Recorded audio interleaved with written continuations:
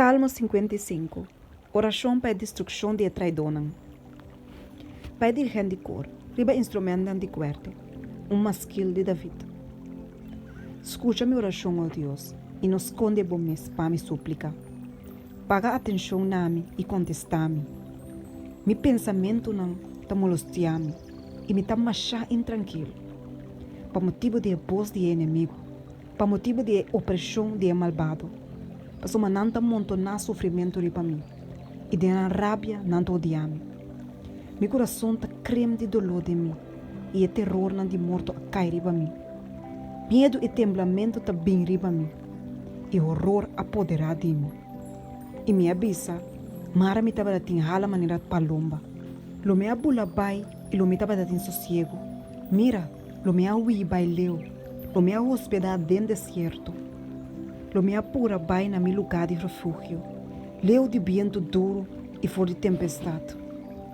Destruí, ó Senhor, confundi na lenga. Passou uma minha mira violência e pleito de estado. De dia e à noite não te passa ronde e está triba sua muralha não.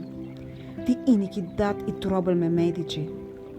De destruição me medici.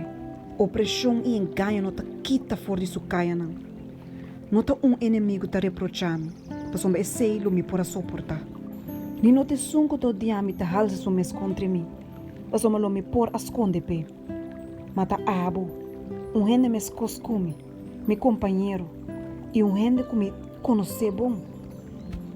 Nós que estava da tintude comunhão ontem, que estava da cana vai na casa de Deus com a multitude. Laga morto covenant de surpresa, laga não ba bibo denseul, passou me maldade na casa me meio não. Mas pelo que tame, lo me exclama na Deus, e Senhor lo salva-me. A tarde, mahinta e merdia, lo me queda e grita e ora, e ele tem minha voz. Na paz, ele redimiu minha alma, fora de batalha que está contra mim.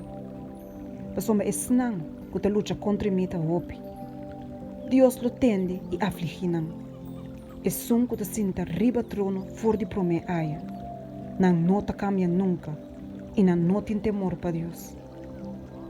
Meu companheiro asaca sua mão. Contra esse não que estava na paz com ele. Ela quebra sua aliança. E a palavra de sua boca estava mais suave como manteca. Mas dentro do seu coração estava em guerra. Sua palavra não estava mais suave que zeta. Sin embargo, não estava a espada não sacar fora de balinha. Tira o carga riba Senhor. E ele o sosteneu. Nunca ele não permitiu para o justo o mover. Mas abo, oh Deus, lo hasi não bada em posto de destruição. Homem não dramador de sangue enganhoso. Lo não biba nem tarde não dia não. Mas ame lo confia em